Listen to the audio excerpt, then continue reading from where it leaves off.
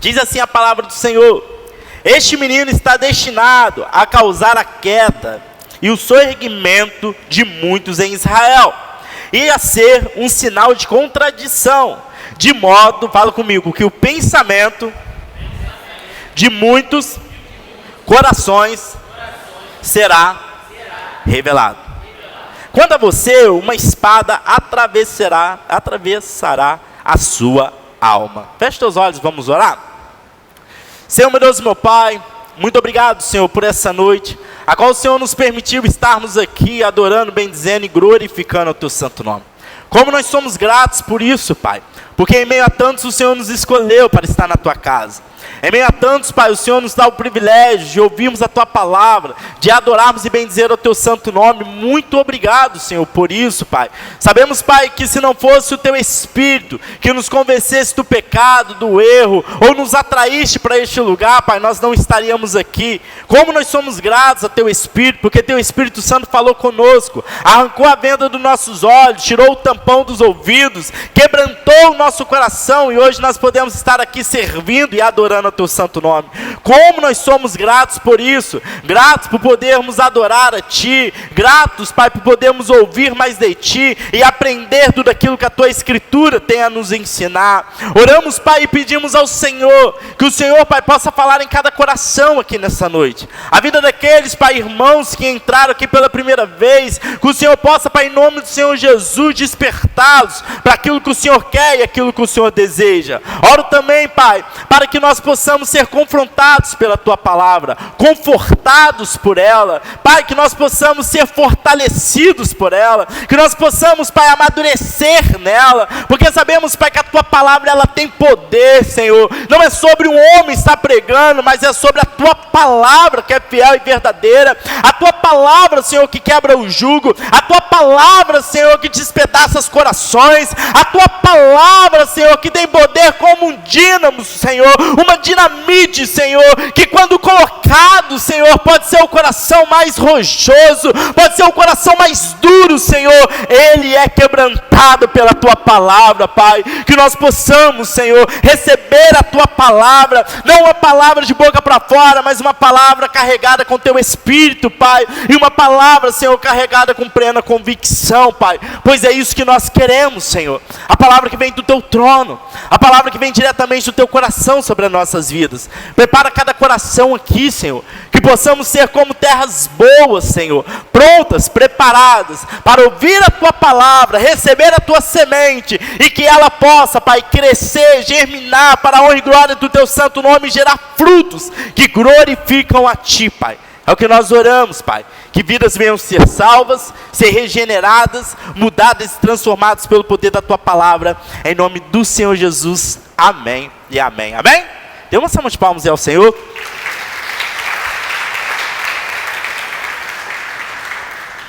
Estamos numa série a respeito de Jesus Cristo. A respeito de quem? Até Deus permitir, nós vamos estar falando. Aí perguntaram para mim, vai demorar bastante essa série, pastor? A gente ainda está no nascimento dele, então imagina o ministério. Mas em sequência, a história de Jesus, o seu ministério, aquilo que ele é, aquilo que ele representa para nós. Nesse versículo que nós acabamos de ler, é o período e o momento, após Maria cumprir o ritual de purificação, ela vai levar Jesus ali até o templo de Jerusalém, para que Jesus possa ser apresentado e assim também ser dado o nome a ele.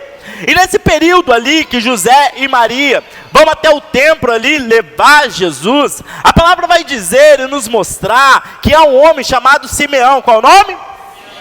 Simeão, ele está ali, naquele lugar, em Jerusalém, e acredito eu, com o coração ansioso demais. Por que Simeão está com o coração ansioso demais? Porque Simeão tem uma promessa, a qual Deus entregou para a vida dele, que ele jamais morreria até ver o Salvador, até enxergar o Salvador. E essa promessa que Simeão recebe do próprio Deus, está ali queimando no seu coração por anos, a qual ele tem uma ansiedade logo de ver Jesus, de ver o Salvador, de ver aquele que iria redimir toda a humanidade. E Simeão, acredito eu, que cada casal que entrava naquele lugar com uma criança, Simeão olhando, esperançoso, será que é esse? Será que é esse Jesus? Será que é esse o prometido? Será que esse é o Salvador? Será que é esse a qual é o Filho de Deus que vai vir e vai levar o pecado da humanidade? Será esse o novo rei de Israel? Porém, quando José e Maria chegam, o coração de Simeão começa a se alegrar. Porque Simeão vê Jesus, ele enxerga Jesus, e quando ele enxerga Jesus, ele vê Jesus, ele ali no capítulo 2, verso 29 ao 32 de Lucas, ele vai declarar: ó soberano, como prometestes, agora podes despedir-me em paz o teu servo, pois os meus olhos já viram a tua salvação, que preparaste à vista de todos os povos, luz para a revelação aos gentios, e para a glória de Israel teu povo. Simeão, ele vai se alegrar por ele ter encontrado e ter visto Cristo. Ele vai se alegrar pelo cumprimento da promessa que Deus estabeleceu sobre a vida dele, que ele não morreria até ver o Salvador.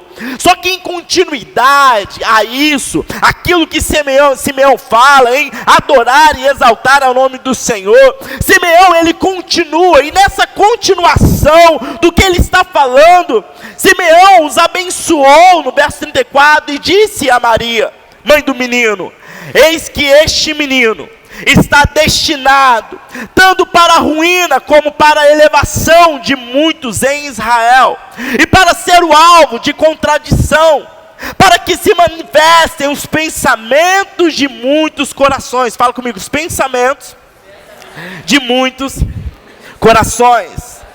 Quanto a você, Maria, uma espada atravessará a sua alma. Quando Simeão, ele vê Jesus, além dele alegrar com Jesus, ele vai mostrar e direcionar qual que seria o ministério, qual seria o chamado do Filho de Deus. E o primeiro chamado, o direcionamento da qual Cristo iria cumprir sobre a terra, era que Jesus estava destinado tanto para a ruína como para a elevação de muitos em Israel. O que isso quer dizer? Como nós sabemos, quando nós vamos estudar a história de Israel, a gente vai ver que esse povo judeu, esse povo da tribo de Judá e Benjamim, era um povo a qual eles se consideravam ser os certos, os puros, os escolhidos pelo Senhor. De fato, eles eram os escolhidos do Senhor, eles eram separados do Senhor. Porém, dentro deles, depois ali que vai acontecer o império, o período grego, há um grupo que surge no meio desse povo, que eram os fariseus. Os fariseus, o significado desse termo é separados, e eles ali se consideravam separados, como santos, como perfeitos, e todos os povos, todos os outros não eram dignos de adorar a Deus. Eram povos, pessoas que não eram dignas de estar no templo. Eram pessoas que por eles eram consideradas como imundas. Mas quando Jesus vem, quando Jesus começa o cumprimento do teu ministério, quando Jesus vai estabelecer esse novo tempo, esse novo reinado, há uma profecia, há um direcionamento em qual Cristo iria se cumprir, que era a ruína de muitos, porém a elevação de outros. Fala comigo: a ruína de muitos e a elevação de outros. Abram comigo em Mateus capítulo 23, verso 1.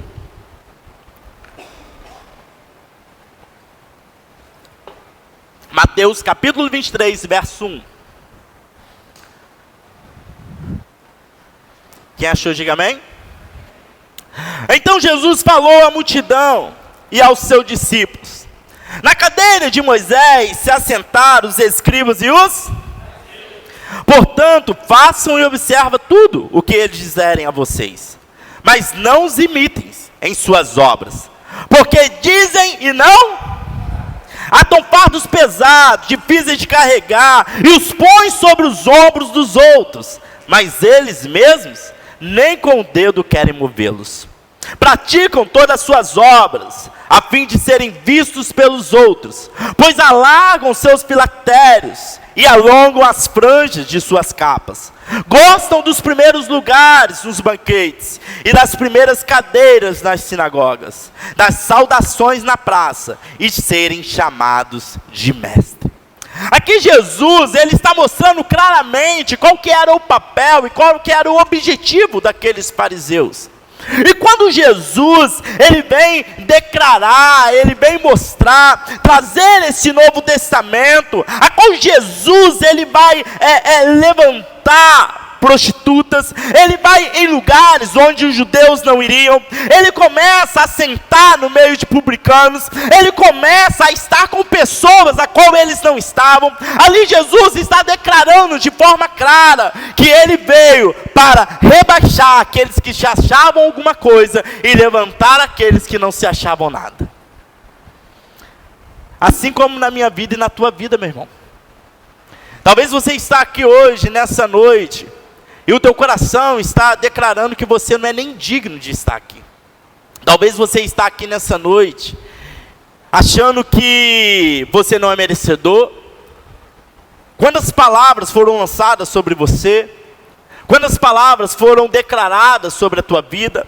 Quantas vezes você se sentiu pequeno, menor? Quantas vezes você se sentiu não amado, não desejado? Mas eu começo essa exposição declarando para a tua vida que Deus, ele te ama. Que Jesus, ele ama a tua vida. E que não importa aquilo que você fez até aqui. Que não importa esse tempo de ignorância. Que não importa, meu irmão, aquilo que falaram ou pensaram de você. Cristo, ele ama a tua vida e ele quer começar algo novo na tua vida. Jesus é aquele que escolhe as coisas loucas deste mundo para confundir as sábias. Jesus é aquele que veio para tirar aqueles que se achavam algo e levantar aqueles que não se achavam nada. Porque não é sobre eu, é sobre você, mas é sobre o poder de Cristo Jesus. É o poder do Espírito Santo de Deus. É o Senhor que governa e faz novas todas as coisas, meu irmão. É esse o nosso Deus, é esse o Senhor que nós servimos. Quando Jesus, ele veio até aqui, os fariseus religiosos logo se oporam a ele. Colocaram uma oposição diante do ministério de Jesus, porque eles se achavam que eles eram dignos, eles eram merecedores. Mas Jesus gira o olhar deles e olha para aqueles que ninguém estava olhando. Jesus, ele tira o olhar daqueles, como nós ministramos semana passada. Jesus, ele tira o olhar do templo ali, onde estava o sumo sacerdote, aonde estavam os levitas, e vai olhar para os pastores, aqueles que estavam cuidando de ovelhas no campo. Jesus é aquele que escolhe aqueles que ninguém escolhe. Jesus é aquele que ama aqueles que ninguém ama. Jesus é aquele que cura aqueles a qual que todo mundo já falou, não tem jeito, não tem solução. Meu irmão, esse é o nosso Deus, esse é o nosso Senhor, esse é o nosso Jesus que levanta e transforma todas as coisas, meu irmão. Ele não é um religioso. Ele não vê como o homem vê. Ele não escolhe pela beleza, ele não escolhe pela capacidade. Ele escolhe porque ele é Deus, ele é Senhor, é ele que levanta. Se não fosse isso, meu irmão, nenhum de nós estaríamos aqui. Se não fosse a graça e a misericórdia do Senhor, meu irmão, seriam outros que estariam aqui. Outros estariam pregando, outros estariam ministrando adoração, outros estariam servindo, outros estariam sentados neste lugar. Mas olha para esse rapazinho, ou essa moça que está do teu lado aí. Olha aí, dá uma olhadinha. Meu irmão, se não fosse a graça do Senhor, se não fosse a misericórdia do Senhor, se não fosse Cristo, meu irmão, ter nos levantado, ter nos escolhido, ter nos separado para a grande obra do Senhor, nenhum de nós estaríamos aqui. Fala para a pessoa que está ao teu lado, você é um amado do Senhor. Você é um escolhido do Senhor. Ele escolheu você porque você é louco mesmo. Ele escolheu você, meu irmão. Separou você para o propósito que ele tem, amém? Jesus veio para denunciar os seus pecados e levar pessoas que eles achavam que não tinham importância alguma. Jesus ele veio para levantar essas pessoas, aqueles a qual os religiosos não davam lugar dentro do templo, aqueles a qual achavam que Jesus jamais poderia entrar dentro da sua casa. Jesus foi lá. Jesus entrou na casa de pecadores, Jesus se assentou com os samaritanos, Jesus, meu irmão, operou milagres onde a religiosidade, ela jamais poderia operar. Esse é o nosso Senhor, esse é o nosso Salvador, que nos encontrou no momento que ninguém queria nos encontrar. Por isso que a obra da graça, da misericórdia do Senhor é perfeita, meu irmão. Abra comigo em João, capítulo 8, verso 2.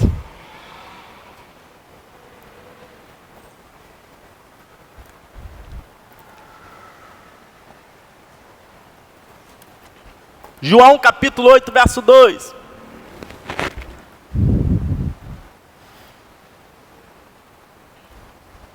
Acharam, amém? Diz assim a palavra: de madrugada voltou novamente para o templo, e todo o povo se reuniu em volta dele. E Jesus assentados ensinava. Então os escribas e os fariseus, quem? Trouxeram à presença dele uma mulher surpreendida em adultério. E fazendo-a ficar em pé no meio de todos, disseram a Jesus: Mestre, essa mulher foi surpreendida em flagrante adultério. Na lei, Moisés nos ordenou que tais mulheres sejam apedrejadas. E o Senhor, o que tem a dizer? Eles diziam isso tentando para terem de que o acusar. Mas Jesus, inclinando-se, escrevia na terra com o dedo. Como eles insistiam na pergunta, Jesus levantou e lhe disse: quem de vocês estivesse em pecado, seja o primeiro a atirar uma pedra nela. E inclinando-se novamente, continuou a escrever no chão.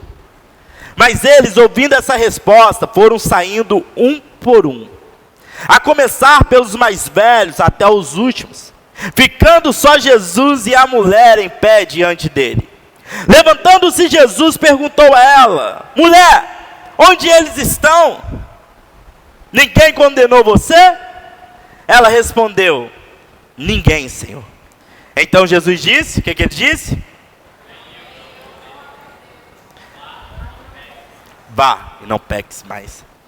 Aqui a gente vê os religiosos, aqueles que se achavam algo, aqueles que se achavam importantes demais, pegando uma mulher, pega em adultério. Aqui, se a gente for no original, claramente a gente vê que essa mulher é uma prostituta. E então eles levam até Jesus para ver o que Jesus iria fazer. Se ele iria de fato cumprir o mandamento, a lei, e apedrejar aquela mulher. Só que Jesus, pela sua onisciência, sabedoria e poder, ele conhecia a história daquela mulher. Para que você possa ter um entendimento, Flávio Joséfo, na história dos Hebreus, no livro dele, ele vai trazer que naquele tempo a mulher, ela era muito mal vista, ao ponto de declarar que quando nascia um homem, havia festa naquela casa, mas quando nascia uma mulher, era luto. E a mulher, ela tinha 3 destinos quando ela nascia. Primeiro, era morta, assim que nascia. Segundo, criavam ela a serviço de casa, depois para casamento.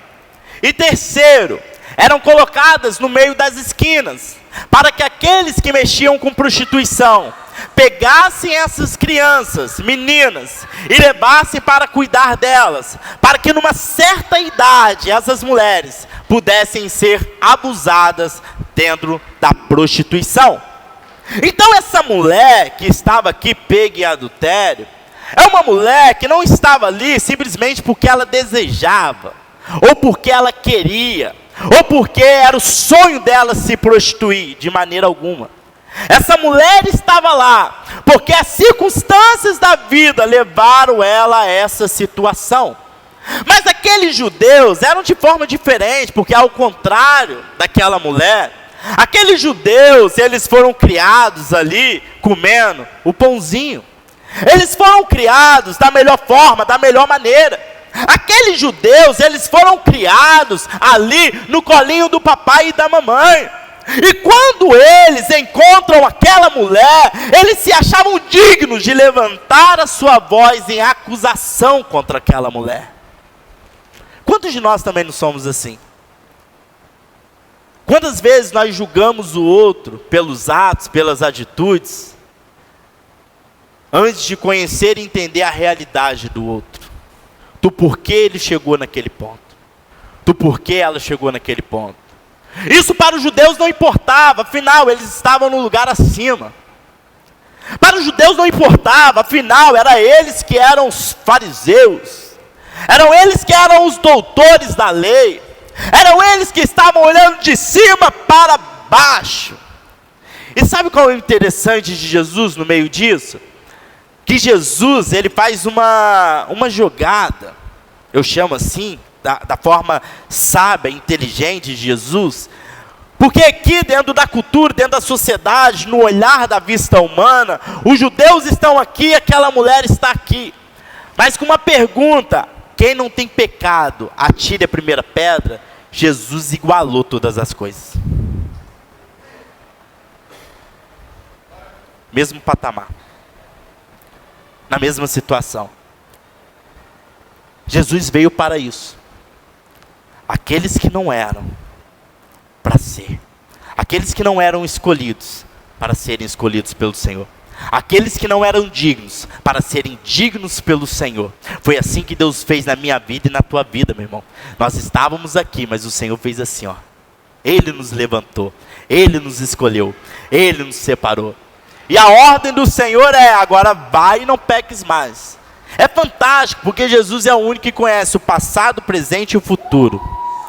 Eu não sei como que você chegou aqui, mas o Senhor escolhe, o Senhor conhece o teu passado. O Senhor conhece a tua história. O Senhor sabe por que você fez o que fez. O Senhor sabe qual foi a tua vivência. O Senhor sabe o que te levou a entrar nessa maldição e nessa vida que você está hoje. O Senhor sabe o que fez você chegar a esse ponto que você está hoje. O Senhor conhece o teu passado. E no presente hoje, Ele te encontra e fala: eu não te condeno, mas te dá uma ordem em direção ao teu futuro. Agora vai e não peques mais.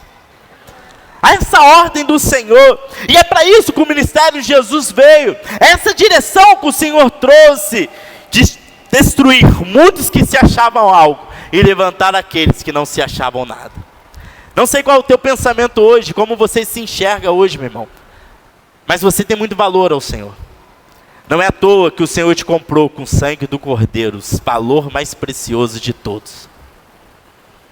E o outro ponto aonde eu quero entrar agora, depois desse tempo, é lá em Lucas capítulo 2, verso 35. Abram aí comigo. Lucas capítulo 2, verso 35. Acharam, amém? Amém? Vai dizer assim: para que se manifestem o quê? Para que se manifestem os pensamentos de muitos corações. Se há uma direção, um propósito, algo direcionado diretamente do Senhor, algo que é específico de Cristo, dentro da tua palavra, dentro da natureza do Senhor, é revelar os pensamentos do coração. Em Lucas capítulo 17, verso 11, olham aí comigo. Lucas capítulo 17, verso 11. A palavra de Deus, e quando você vai abrindo, a palavra de Deus, ela tem um propósito. Cristo tem um propósito: revelar o seu coração. Porque nós, por muitas das vezes, nós nos colocamos em uma posição a qual nós nos escondemos diante das nossas desculpas, diante daquilo que nós somos, nos escondemos diante de crises, de pensamento, de ideias. Mas diante de Jesus, nós revelamos o pensamento dos nossos corações.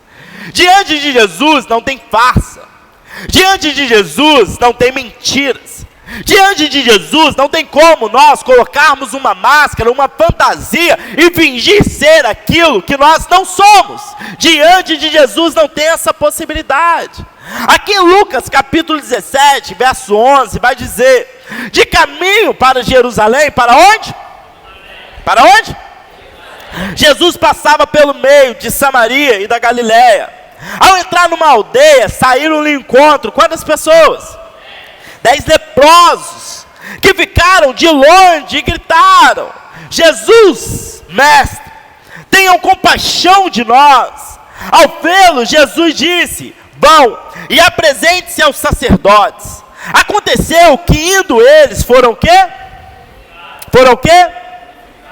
Um dos 10, vendo que estava curado, voltou dando glória a Deus em alta voz, e prostrou-se com o rosto em terra, aos pés de Jesus, agradecendo-lhe. E este era o quê? Então Jesus perguntou: não eram 10 os que foram curados? Onde estão os 9? Não se achou quem voltasse para dar glória a Deus, a não ser esse estrangeiro? E lhe disse: levante-se e vá. A sua fé, o que fez? A sua fé? Aqui o coração daqueles 10 é revelado. O pensamento do coração daqueles 10 foi revelado de forma clara. Um, de fato, estava disponível e apto a glorificar a Deus. Os outros 9 queriam apenas aquilo que Cristo tinha a oferecer. Muitos frequentam igreja, não porque amam Jesus, mas porque necessitam de algo que Jesus pode oferecer. Hoje, diante de Jesus colocar os seus pensamentos do coração para fora, o que vamos ter aqui? Se Jesus colocar os nossos pensamentos do lado de fora, será que nós olhamos Jesus como um banco? Será que nós olhamos para Jesus como um investimento? Será que nós olhamos para Jesus como uma oportunidade de cura? Será que nós olhamos para Jesus como apenas um alívio momentâneo para nossas emoções, para nossa alma? Será que nós olhamos para Jesus apenas como um passatempo? Será que nós olhamos para Jesus apenas de uma forma para nós satisfazermos a nossa alma? Como que nós olhamos para Jesus? Diante de Jesus, meu irmão, os pensamentos do coração são revelados. E hoje nós precisamos colocar para fora esses pensamentos. Que talvez, meu irmão, teu pensamento é todos menos glorificar e exaltar o nome do Senhor. Aqueles 10 leprosos, eles estão clamando: Jesus, nos cura. Jesus, faz um milagre em nossas vidas. Jesus, estamos aqui leprosos, Jesus, faz alguma coisa, Jesus, o Senhor pode fazer. E depois que Jesus realizou, apenas um, fala comigo, quantos? Voltou. Olha a matemática. É triste que essa matemática existe mesmo na igreja. Quando as pessoas vêm para a igreja com uma situação tão complexa, tão difícil, Jesus entra na história, muda, transforma, cria uma nova realidade na vida do indivíduo. E a gente pergunta depois: cadê o indivíduo? Ah, pastor, porque eu arrumei um serviço agora, você sabe como que é, né? Não consigo mais ir no culto. Não, pastor, você sabe como que é, o Senhor me abençoou, me deu uma varoa, glória a Deus. Aí eu não consigo mais ir no culto, porque a gente só tem um domingo, né, para estar namorando. Não, Deus me deu uma casa em Perequê. Não ria não, você vai para lá direto. Não ria não, tá? Eu vi nos seus Instagram. Vocês vão para lá. Agora eu tenho que passar meu final de semana lá.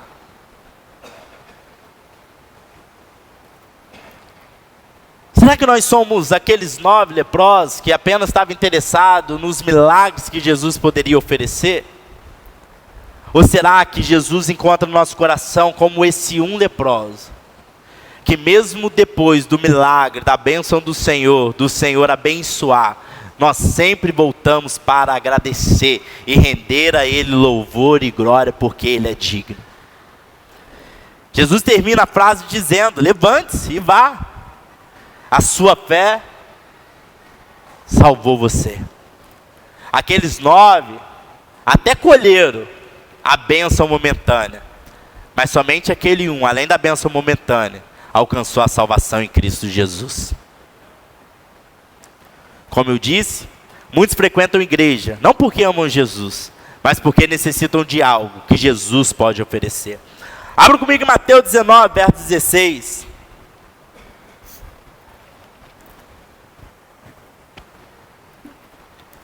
Mateus capítulo 19, verso 16. Acharam, amém? E eis que alguém, aproximando de Jesus, lhe perguntou: mestre, que farei de bom para alcançar a vida eterna? E Jesus respondeu: por que você me pergunta a respeito do que é bom? Bom só existe um. Mas se você quer entrar na vida, guarde os mandamentos. E ele lhes perguntou: quais?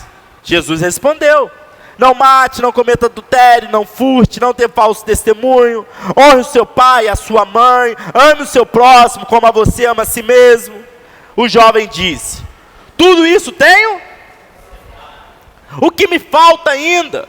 E Jesus respondeu: se você quer ser perfeito, vá, venda os seus bens, dê o dinheiro aos pobres, e você terá um tesouro no céu. Depois venha e siga-me. Mas o jovem, ouvindo essa palavra, retirou-se, porque era dono de muitas propriedades. É interessante que como Jesus revelou o coração daquele homem. Porque aquele homem, esse jovem, e começa o texto falando jovem rico, era alguém que conhecia a lei. Era alguém, dentro do contexto, praticava as boas obras. Era alguém que frequentava cultos. Era alguém que no meio do culto estava adorando e exaltando o nome do Senhor. Era alguém que era participativo. Mas diante de Jesus, Jesus revela o coração daquele jovem. Que o seu coração não estava de fato em Deus, no Senhor. Mas o seu coração estava naquilo que possuía. No dinheiro. Onde está o teu coração hoje, meu irmão? Jesus revelando no teu coração o que Ele vai encontrar. Quais são os seus pensamentos? Quais são os nossos pensamentos? Será que é glorificar e exaltar de fato o nome do Senhor? Será que é engrandecer e bendizer ao nome do Senhor? Será que é um pensamento que crê e tem convicção da vida eterna em Cristo Jesus, e entende que tudo isso é um preparo, para que nós possamos ser preparados como noivas de Cristo, que espera a volta do Senhor, do Messias? Será que é isso que Deus vai encontrar no nosso coração hoje? Ou será que não? Vai encontrar corações gananciosos, pessoas preocupadas consigo mesmo, apenas em realizar os sonhos, talvez utilizando Deus como uma fuga. O que é utilizar Deus como uma fuga? Olha, eu não posso mais viver daquela forma, então eu vou fugir para cá, para dentro da igreja, para ficar aqui, porque tem medo daquilo que é lá fora, mas não adora de fato e exalta o nome do Senhor, não engrandece de fato o nome de Cristo. E se seu coração, seu pensamento fosse revelado hoje, talvez você sentiria vergonha de quem você é. A palavra de Deus, ela não veio mostrar que sou perfeito, mas revelar minhas imperfeições, ao ponto de sermos transformados por ela. Fala comigo, a palavra de Deus não veio mostrar que sou perfeito, mas revelar as minhas imperfeições, ao ponto de sermos transformados por ela. Abra comigo em Romanos capítulo 7, verso 18. Romanos capítulo 7, verso 18.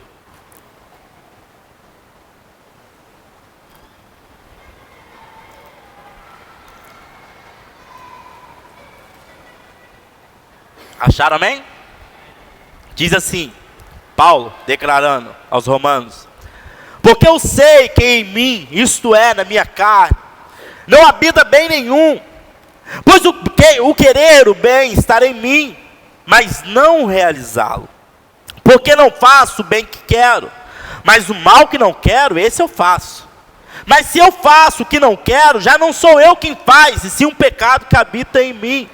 Assim encontro essa lei: quando quero fazer o bem, o mal reside em mim. Porque segundo o homem interior, tenho prazer na lei de Deus, mas vejo nos meus membros outra lei que, guerreando contra a lei da minha mente, me faz prisioneiro da lei do pecado que está nos meus membros. Verso 24. Miserável homem que sou, quem me livrará do corpo desta morte? Fala comigo, miserável homem que sou, quem me livrará do corpo dessa morte? Aqui Paulo, é interessante, porque Paulo, quando ele vai conhecer o Evangelho, quando ele vai conhecer a Cristo, quando ele vai conhecer a palavra de Deus, ele chega a uma conclusão, e a conclusão é: como nós somos miseráveis. A conclusão é: miserável homem que sou, quem me livrará do corpo dessa morte? E quando o nosso pensamento é revelado, quando o nosso coração é revelado, muitas das vezes nós precisamos encontrar em nós esse miserável homem que nós somos. Porque aqui não é uma reunião de pessoas perfeitas, mas aqui é uma reunião de pessoas que precisam abrir a sua mente e entender que nós necessitamos da graça e da misericórdia do Senhor. Deus, meu irmão, Jesus, ele tinha um propósito de revelar o pensamento dos corações. E não há ninguém que quando chega perto do Evangelho, que chega perto da palavra de Deus, possa permanecer o mesmo ou não se envergonhar de quem nós somos. A nossa natureza, os nossos pensamentos, os nossos achismos, aquilo que nós somos, como nós somos miseráveis, meu irmão. Como nós somos falhos, como nós somos pecadores, como nós desejamos aquilo que não era para nós desejarmos. Como que nós queremos aquilo que não era para nós queremos, sendo que o nosso propósito, dentro do entendimento, dentro da palavra, ele está exaltando, bendizendo o nome do Senhor, cada dia mais solto das coisas do mundo e aprisionado em Cristo Jesus. Mas será que Jesus encontraria isso em nós hoje? Jesus é o único que nos conhece e revela os segredos mais íntimos do nosso coração. Quais segredos estão aí, meu irmão? Quais pensamentos hoje que nós temos que colocar para fora e falar: Jesus, eu sou isso. Jesus, eu sou dessa forma. Jesus, eu sou arrogante. Jesus, eu sou soberbo. Jesus, eu sou ingrato. Jesus, eu sou alguém preguiçoso. Jesus, eu sou alguém que necessita da tua graça e da tua misericórdia. Jesus, eu estou cego. Quais pensamentos nós temos que colocar para fora hoje? Porque muitas das vezes nós achamos que sabemos alguma coisa, meu irmão, mas somente Jesus conhece o nosso coração. E Jesus sabe quem você é. Você pode tentar falsificar para o pastor.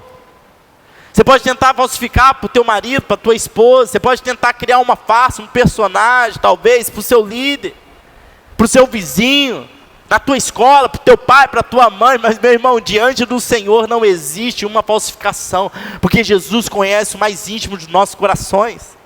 Em Mateus capítulo 26, verso 31, vai dizer assim: então Jesus disse aos discípulos: essa noite serei uma pedra de tropeço para todos vocês, porque está escrito: ferirei o pastor e as ovelhas do rebanho ficarão dispersas. Mas depois da minha ressurreição, irei adiante de vocês para a Galiléia. Mas Pedro, quem? Tomando a palavra, disse a Jesus: ainda que o Senhor venha a ser uma pedra de tropeço para todos, nunca será para... Mas Jesus lhe disse: em verdade lhe digo, que nessa noite, antes que o galo cante, você me negará quantas vezes? Pedro insistiu: tá doido, Jesus? Você... isso é o seu fechamento, pô. Que isso? Esqueceu que a gente estava comendo peixe junto? Estava junto? Não, Jesus. Ainda que me seja necessário morrer com o Senhor. De modo nenhum E todos os discípulos falaram o quê? Mesma coisa. Quando Jesus está diante da crucificação, quando Jesus está ali apanhando dos soldados, quando perguntam para Pedro, mas você não estava com ele? O que Pedro responde? Eu? Não conheço. Eu? Não sei quem é. Eu? Nunca vi. Até que o galo canta. E Pedro lembra das palavras do Senhor. Às vezes nós estamos como Pedro, meu irmão. Achando que sabe algo. Tentando fingir um personagem que nós não somos. Tentando fingir uma pessoa que nós não somos. O Senhor, Ele revela os pensamentos de cada coração. E na boa, diante do Senhor não precisa tentar fingir que é esse super-herói não, meu irmão, que o Senhor te conhece. Diante do Senhor não precisa ficar fingindo que é esse santarrão não, que o Senhor te conhece. Diante do Senhor é a hora de nós abrirmos nosso coração, colocar diante dEle a nossa face, colocar diante dEle a nossa vida e falar assim, Senhor, eu sou isso. Senhor, eu sou esse. Senhor, olha, é isso que é os meus pensamentos, é isso que está no meu coração, Senhor. Mas não é esse que eu quero ser, Senhor. Paulo declara, olha, miserável homem que eu sou. Quem vai me livrar desse corpo, dessa morte? E é essa que tem que ser a nossa oração todo dia. A nossa declaração, olha, miserável homem que sou, por causa dos meus pensamentos, por causa das minhas ideias, por causa do meu caminho. Mas há um Jesus que nos livra desse corpo. Há um Jesus que nos salva, há um Jesus que nos purifica, há um Jesus que transforma nossas vidas, há um Jesus que pega a gente pelas mãos dele, poderosa. Por isso que nós carecemos e dependemos de Jesus, porque de Jesus não nos lavar, meu irmão, o nosso caminho seria diretamente para o inferno. Em João 21, verso 15, depois já de Jesus ser morto, depois de Jesus ser levado, depois de Jesus sofrer tudo aquilo, toda a situação que aconteceu, Jesus ressuscita, e vai dizer, depois de terem comido, ele aparece para os discípulos. Então Jesus, ele vai perguntar a Simão Pedro, o mesmo Pedro que negou, o mesmo Pedro que abandonou, o mesmo Pedro que foi embora, ele vai perguntar, você me ama? Mais do que esses outros me amam? E ele respondeu, sim, o Senhor sabe que eu te amo. Jesus lhe disse, apacenta os meus cordeiros. Jesus perguntou pela segunda vez, Simão, filho de João, você me ama? Sim, o Senhor sabe que eu amo. E Jesus lhe disse, pastorei minhas ovelhas. Pela terceira vez, Jesus lhe perguntou, Simão, filho de João, você me ama? E Pedro ficou triste, por Jesus ter perguntado pela terceira vez, você me ama? E respondeu, o Senhor sabe de todas as coisas, sabe que eu amo. E Jesus lhe disse, apacenta as minhas ovelhas. Em verdade lhe digo, Pedro, que quando era mais moço, você cindia e andava por onde queria. Mas quando você for velho, estenderá as mãos e o outro tindirá e o levará para onde você não quer ir. Jesus disse isso para significar com o tipo de morte que Pedro havia de glorificar a Deus. E depois de falar assim, Jesus acrescentou, siga-me. Jesus é o único que conhece os nossos corações. Jesus é o único que conhece os pensamentos dos nossos corações. E hoje, a mensagem que eu quero trazer, concluindo para nós, que nós possamos hoje, de fato, colocar esses pensamentos diante do Senhor. Sermos sinceros diante do Senhor.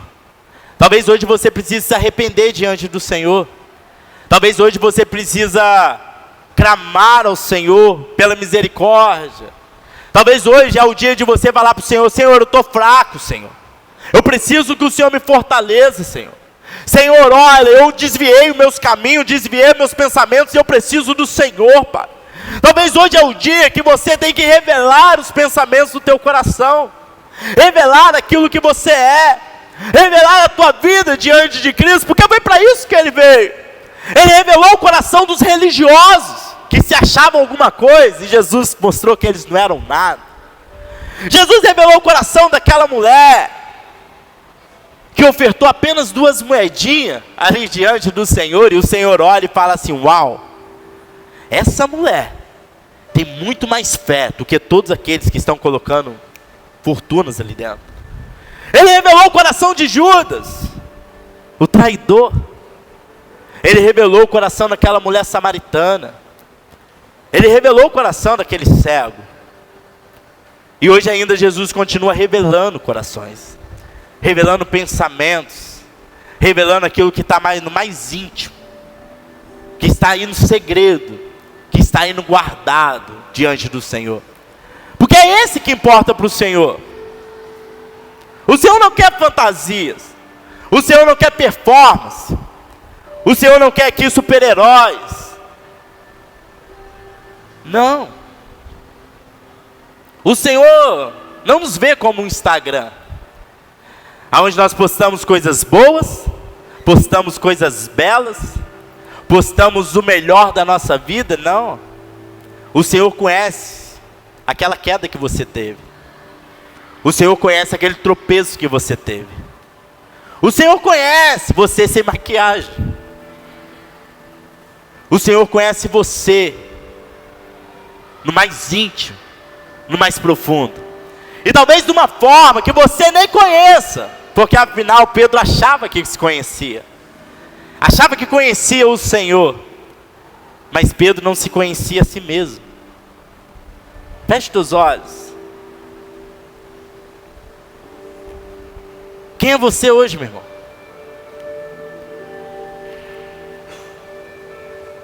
Diante de Jesus,